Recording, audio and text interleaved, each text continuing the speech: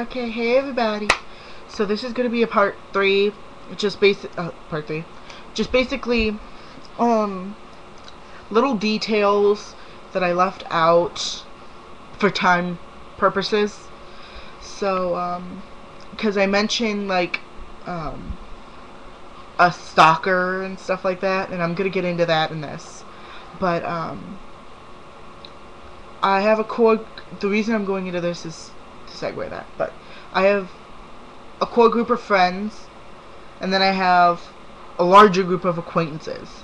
The one friend I've had the longest, which is 11 years now, is my best friend in the world, Megan. She is my sister. I love her dearly. We both lived in Painville. I said it in the other video, so that one's but I lived there, and me and her lived in the very same apartment complex, and we went to the same school, so we naturally started talking and stuff. And if you ever heard the phrase "through thick and through thin," ooh, yeah. I don't think it could get any thicker than we were held up with a knife. And yeah, that happened. Me and her were horsing around, and she was roller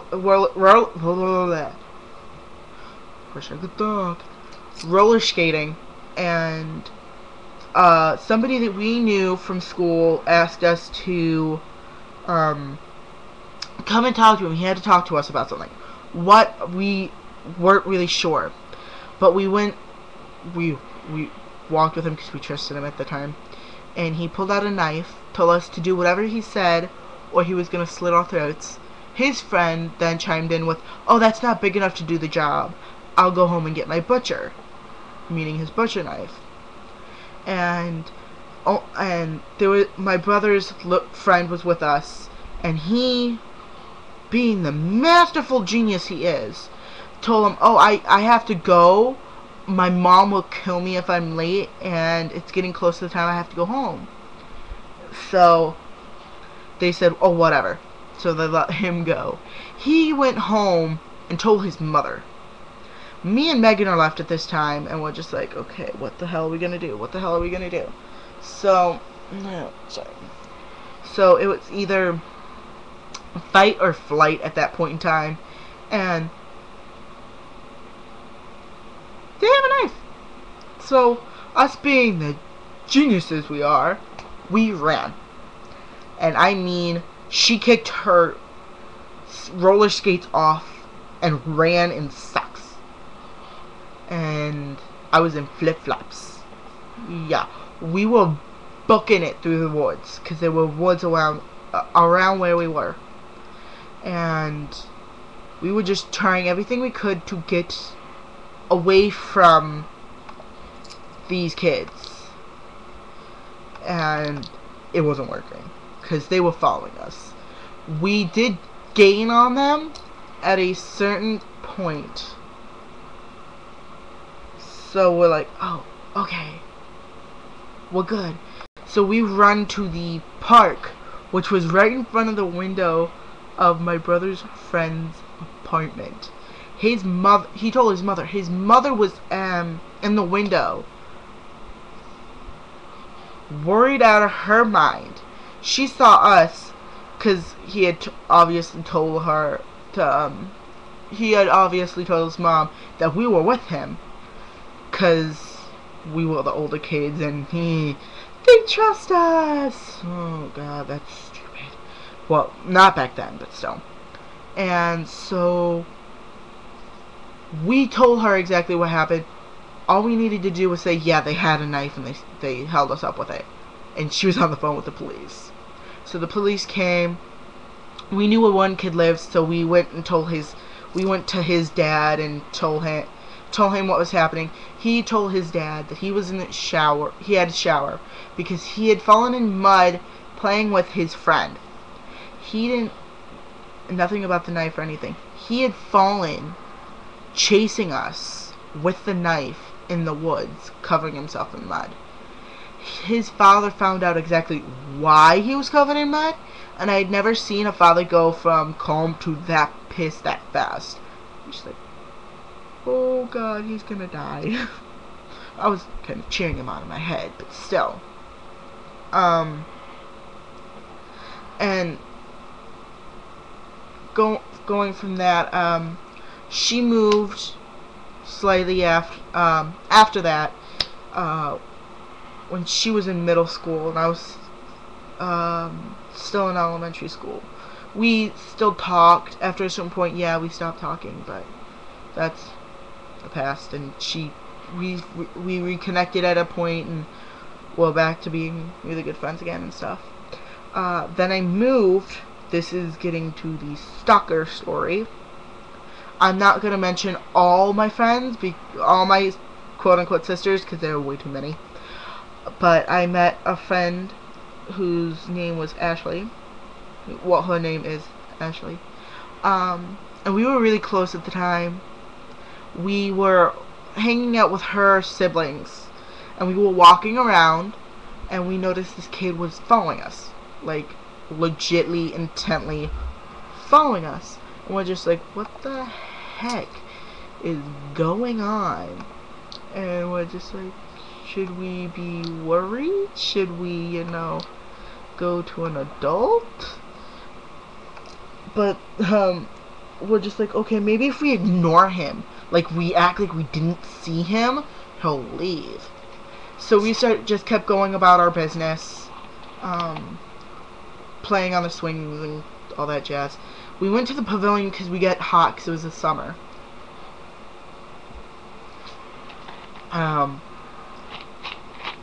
I was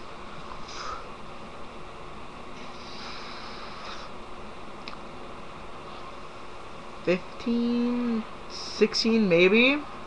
I think I was 15. And this dude was like 21. And he started talking to us, and we talked back because we're naturally nice like that. We'll talk if you talk to us. But he was hitting on both of us. 20 minutes into meeting both of us, he was talking about how he wanted to bang, quote unquote, bang us both. I'm like, and Ashley went to do something. Went to go get her sister, her littlest sister, and he was talking to me, and he's like, oh yeah, I could really rock your world. I'm like, I'm 15. That's illegal. My parents would kill you. He's like, oh, your parents don't have to know. I'm like, oh my fucking god. Oh my god, I was tweaking at that point. And I'm like, okay, I gotta go to the bathroom. So I'm like, I'll be right back. I gotta go to the bathroom. So I run to the bathroom. I'm going to the bathroom. I walk out. I hear, are you okay? I'm like, are you kidding me? Oh my god. And I'm like, Judd. Because his nickname was Judd. And I'm like, Judd. And he's like, yeah. I'm like, what the hell are you doing? And he's like, oh, I was checking to see if you were okay. I washed my hands, dried them, everything. I'm like, I'm fine. Ran back to Ashley, clinged to her, and I said, I'm not leaving your fucking side. I literally clung to her. I'm like, oh my god, he just stood outside the effing bathroom. Oh my god. She's like, what? I was like, he just stood outside the bathroom. If me and Ashley went anywhere, he had to follow us. We're like, oh my god, oh my god, oh my god. We got in a fight. We didn't talk for a certain amount of time. He legitly stalked us. He found out where Ashley lived, would ride past her house every day. Unfortunately, he figured out where I lived shortly after. I'm just like, oh my god, I'm gonna die. Like, this dude's like gonna like rape me or something. And he found out exactly where I lived, and he started riding past her and my house every single day. And I'm like, oh god. Like, he seriously creeped us both out so bad. But thankfully, I think he lost interest. Thank you. Like, I'm not even kidding, he was seriously the creepiest dude ever.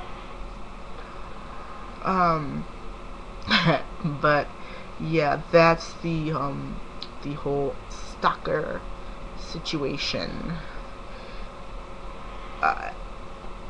And it's not the first time I've had problems with people. Believe me, as I said, I've had a lot of shitbullery happen. Like, going back to the apartment complex with Megan. Megan had seen me through so much stuff. She'd seen me get beat up by friends. Literally, they were supposed to be my friends. We were doing this stupid little cheerleading thing, like this faux cheerleading squad thing, and I didn't know that they had a meeting. They didn't tell me, and apparently they made a rule that you couldn't show anybody the cheers. I showed Megan the cheer. My one friend, well, my one quote-unquote friend, took off her high-heeled shoe and threw it at me, nailing me in the stomach with intense force, like to the point that it knocked the wind out of me. And Megan saw where it was going. I saw it was going. We were both terrified. So we're like buzzing her, because it was one of those ones where you have a buzzer. We were buzzing her apartment complex thing, and she let us in. We ran up the stairs. I'm sitting at the top of the stairs. This group of girls were standing outside the door, pounding on the door trying to get in. And Megan's sister knew them, well, knew some of them, and we were begging Amanda not to let them in. And yeah, her name was Amanda, and she's like, why? I'm like, I looked at Amanda with the most like sincere look in my eyes. I said, they will beat the ever living shit out of me if you let them in here. I'm like, why? I'm like, because I showed a cheer. I'm like, what? I was like, we're doing this stupid fake cheerleading thing, and I showed Megan a cheer, and they go batshit.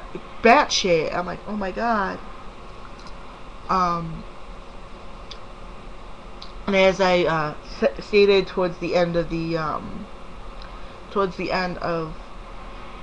second video, I always knew I was different. I didn't know how I was different. I noticed I could look at girls and see certain aspects of them that would be considered attractive, and I never knew why. I just thought, oh, it's a phase, oh, it's this, oh, it's that. But it was more than that. I didn't, it actually got to the point that when I was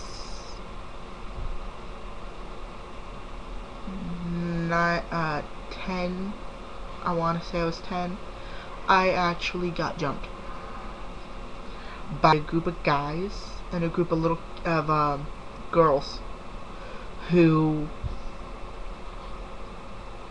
didn't like me. They started to punch me. They started to kick me. They spat on me. They pushed my face in the dirt till I literally had dirt in my mouth. They were calling me a lesbian. They were calling me a dirty dyke. That I should go die because the world would be better off without someone like me. Yeah, I'm tearing up because it's just so horrible. I didn't even know what that was at the time, and I'm getting beat up for it. That's why I can't stand bullies in the least. But, like,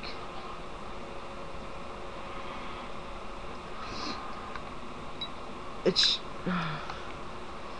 just a whole lot of BS.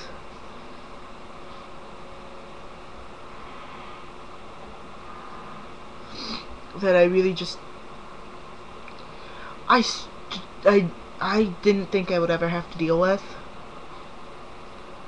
I got jumped a few more times, and I moved out to where the city after that, and realized that I found him attractive in a romantic fashion. Looked everything up.